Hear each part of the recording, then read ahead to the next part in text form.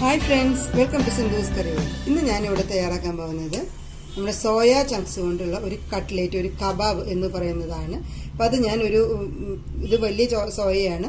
ഞാനിപ്പോൾ ഒരു അരമണിക്കൂർ നല്ല തിളച്ച വെള്ളം ഒഴിച്ച് കുതിർത്തി അതിലത്തെ വെള്ളമൊക്കെ കളഞ്ഞിട്ടുള്ളതാണ്. ഇതിൽ വെള്ളമൊന്നും ഇല്ല. അത് ഒരു 150 ഗ്രാം എടുത്തിട്ടുണ്ട്. പിന്നെ നമ്മുടെ പൊട്ടുകടല, ചന ദാൽ എന്ന് പറയുന്നത് അത് ഞാൻ ഒരു അരമുക്കാൽ മണിക്കൂർ കുതിർത്തി ഇട്ടിട്ടുണ്ട്. അതൊരു 250 ml അര കപ്പ്, 150 ml അത്ര കൊള്ളുന്ന ഒരു കപ്പിൽ എടുത്തിട്ടുണ്ട്. പിന്നെ നമുക്കതിന് വേണ്ടത് എന്തൊക്കെയാണെന്ന് വെച്ച് കഴിഞ്ഞാൽ, ഇത് മല്ലിയിലയും പുതിനയിലയും കൂടി അരിഞ്ഞതാണ്. ഇതൊരു വലിയ സബോള ചെറുതായിട്ട് അരിഞ്ഞതാണ്. പിന്നെ വേണ്ടത് പച്ചമുളക്, വെളുത്തുള്ളി, ഇഞ്ചി. അപ്പോൾ ഇനി സാധനങ്ങൾ വേണം. നമുക്ക് ആദ്യം ഇവരൊക്കെ ഒന്ന് അരച്ചെടുക്കാം. അപ്പോൾ ആദ്യം പച്ചമുളക്, ഇഞ്ചി, ഒരു 5-6 അല്ലി വെളുത്തുള്ളി, ഒരു ചെറിയ കഷ്ണം ഇഞ്ചി, പിന്നെ കുറച്ച് മല്ലിയിലയും പുതിനയിലയും. അതിനൊന്നും അങ്ങനെ ഒരു ഇതില്ല, നമ്മുടെ ഒരു കൈ കൊണ്ട് അത്യാവശ്യത്തിനുള്ളത് എടുക്കാം. ഇനി ഇതിലേക്ക് നമുക്ക് നമ്മളുടെ ഈ ചന ദാലക്ക് ഈ എന്താ പറയുക പൊട്ടുകടല അല്ലെങ്കിൽ കടലപ്പരിപ്പ് എന്ന് പറയണം, അതും കൂടി ഇട്ട് കൊടുക്കാം. ഒരു അര കപ്പ് അതെടുത്തിട്ടുണ്ട്. അതും ഒരു മണിക്കൂറോളം ഞാൻ കുതിർത്തിയിട്ടുണ്ട് കേട്ടോ. പിന്നെ സബോള ഉണ്ട്. സബോള നമ്മൾ അരക്കണില്ല, അത് മുഴുവനോടെ ചേർക്കണം. ഇതൊന്ന് ആദ്യം അരച്ചെടുക്കാം. ഇത് ഞാൻ തരിതരിപ്പായിട്ട് അരച്ചെടുത്തിട്ടുണ്ട്. ഇനി ഇതിലേക്ക് നമ്മളുടെ ഈ സോയ ചങ്ക്സിനെയും കൂടി ഇട്ടിട്ട് നമുക്ക് അരച്ചെടുക്കാം. ഇതൊരു ബൗളിൽ ഒരുമിച്ച് പറ്റില്ലെങ്കിൽ 2 പ്രാവശ്യമായിട്ട് അരച്ചെടുക്കാം കേട്ടോ. ഞാൻ നോക്കട്ടെ ഇതിൽ ഒതുങ്ങുമെന്ന്.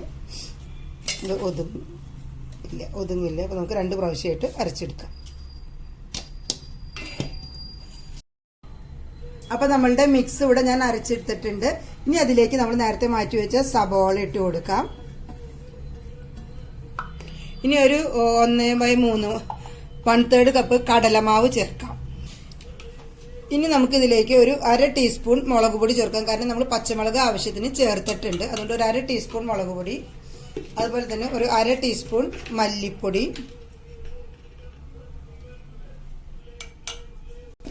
കടലമാവ് 1/3 കപ്പാണ് ഞാൻ എടുത്തിരിക്കുന്നതെന്ന് പറഞ്ഞു. ഒരു കപ്പ്, ഒരു 150 ഗ്രാം സോയ ചങ്ക്സിന് അര കപ്പ് പൊട്ടുകടല അല്ലെങ്കിൽ ചന ദാൽ എന്ന് പറയുന്നത് എടുത്തിട്ടുണ്ട്. പിന്നെ 1/3 കപ്പ് കോൺഫ്ലവർ കടലമാവ് എടുത്തിട്ടുണ്ട്. കടലമാവിന് പകരം നമുക്ക് മൈദ വേണമെങ്കിൽ ചേർക്കാം, അല്ലെങ്കിൽ ബ്രെഡ് ക്രംസ് ചേർക്കാം. ഇനി ഇതിലേക്ക് ഞാൻ ചേർക്കാം.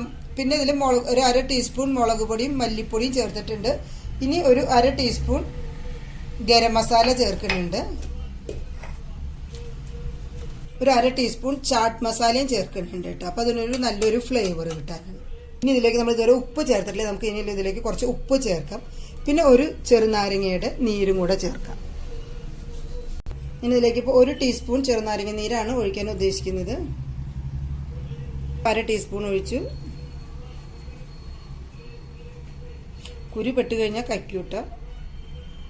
ഇതിലേക്ക് ഞാനിപ്പോൾ ഒരു ടീസ്പൂൺ ചെറുനാരങ്ങ നീര് ഒഴിച്ചിട്ടുണ്ട്. ഇനി ഇതെല്ലാം കൂടെ നമുക്കൊന്ന് മിക്സ് ചെയ്തെടുക്കാം.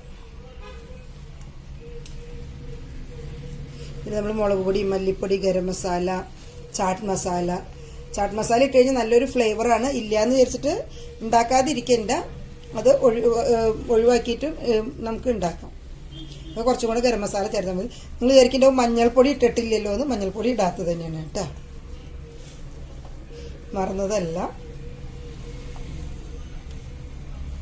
ഇനി ഇതിൽ നിന്ന് നമ്മളിങ്ങനെ ഒരു ചെറിയ ഉണ്ട എടുത്തിട്ട് നമ്മുടെ കയ്യിൽ ഇങ്ങനെ വെച്ച് നോക്കിയിട്ട് ഇതിപ്പോൾ ഇത് ആവണുണ്ട്. അപ്പോൾ നമുക്കിനി കൈ ഒന്ന് വൃത്തിയാക്കിയതിന് ശേഷം ഇതാവണുണ്ട്. അപ്പോൾ ഇത് പാകമായിട്ടുണ്ട്. അല്ല, ഇങ്ങനെ കയ്യിൽ ഒട്ടിപ്പിടിക്കുന്ന പരിവാണെന്നുണ്ടെങ്കിൽ കുറച്ചും കൂടെ കടലമാവ് നമുക്ക് ചേർത്താൽ മതി. കടലമാവോ അല്ലെങ്കിൽ മൈദയോ അരിപ്പൊടിയോ ഏതെങ്കിലും ചേർക്കാം. ഞാൻ കടലമാവ് കൂടെ ചേർത്തേക്കണേ. അതുകൊണ്ട് നമുക്ക് ഇഷ്ടമുള്ളത് ചേർക്കാം. ആവശ്യമുള്ളത് എന്താണെന്ന് വെച്ച് കഴിഞ്ഞാൽ അത് ചേർക്കാം. ഇനി ഇതൊന്ന് കഴുകിയിട്ട് കയ്യിൽ ഇത്തിരി ഒന്ന് എണ്ണ പറ്റിയിട്ട്, കയ്യിൽ ഞാൻ കുറച്ച് എണ്ണ പറ്റിയിട്ടുണ്ട്.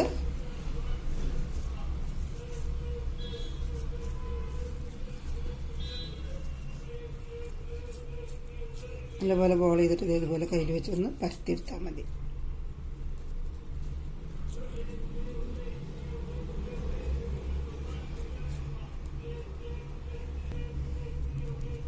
അപ്പോൾ എൻ്റെ ഈ ചാനൽ ഇതുവരെ സബ്സ്ക്രൈബ് ചെയ്യാത്തവരുണ്ടെങ്കിൽ ഒന്ന് സബ്സ്ക്രൈബ് ചെയ്തോളൂ. അതിൻ്റെ തൊട്ടടുത്ത് കാണുന്ന ബെല്ലൈക്കൺ ഒന്ന് പ്രസ് ചെയ്ത് ഓൾ എന്നുള്ള നോട്ടിഫിക്കേഷനോടെ ഒന്ന് എനേബിൾ ചെയ്തോളൂ കേട്ടോ. എല്ലാവരും വീഡിയോസ് ഫുള്ളായി കണ്ട് നിങ്ങളുടെ സപ്പോർട്ട് ഞാൻ പ്രതീക്ഷിക്കുന്നുണ്ട്. ഇഷ്ടപ്പെട്ട ലൈക്ക് ചെയ്യാനും ഷെയർ ചെയ്യാനും മറക്കരുത് കേട്ടോ.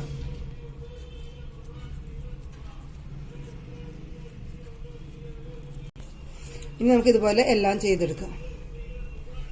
അപ്പോൾ ഞാനത് വറുത്തെടുക്കാനായിട്ട് ഒരു പാൻ അടുപ്പത്ത് വെച്ചിട്ടുണ്ട്. ഞാൻ ഷാലോ ഫ്രൈ ചെയ്യാനാണ് പോണത്. അപ്പോൾ അതുകൊണ്ട് കുറച്ച് ഓയിൽ ഒഴിച്ചിട്ടുണ്ട്. നമ്മൾ വീട്ടിൽ ഉപയോഗിക്കുന്ന ഏത് എടുക്കണോ അത് ഒഴിക്കാം കേട്ടോ. ചൂടായിട്ടുണ്ട്. ഞാൻ ഇതിലേക്ക് ഇത് ഓരോന്ന് ഇട്ട് കൊടുക്കുകയാണ്.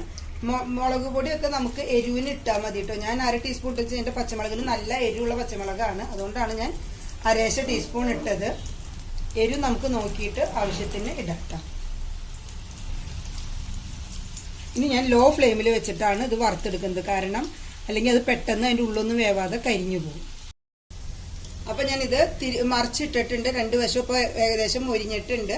അപ്പം നമുക്കിത് ഉണ്ടാക്കി വെച്ചിട്ട് ആവശ്യമുള്ള എണ്ണ എടുത്തിട്ട് ബാക്കിയുള്ളത് അങ്ങനെ തന്നെ ഫ്രിഡ്ജിൽ വെച്ച് കഴിഞ്ഞാൽ 2 ദിവസം വരെ 3 ദിവസം വരെ അത് കേടുവരാതിരിക്കും കേട്ടോ. എയർടൈറ്റായിട്ട് അടച്ചു വെച്ചുള്ള വെള്ളം കടക്കാത്ത രീതിയിൽ അടച്ച് ഫ്രിഡ്ജിൽ വെച്ച് കഴിഞ്ഞാൽ 2-3 ദിവസം വരെ അത് കേടാവാതിരിക്കും. ഇങ്ങനെ സെറ്റ് ചെയ്ത് വെച്ച ആവശ്യാനുസരണം അപ്പം എടുത്ത് വറക്കാം. ഇത് നമ്മൾ മുട്ടയിലോ മൈദയിലോ ഒന്നും മുക്കുന്നില്ല, നമ്മൾ ബേസൻ ചേർക്കുന്നത് കൊണ്ട്. ഇനി നമുക്ക് ഇത് ഇപ്പോൾ 2 വശം നല്ലതുപോലെ മുരിഞ്ഞിട്ടുണ്ട്. ഇതിന് ഇതിന്ന് എടുത്ത് മാറ്റാം.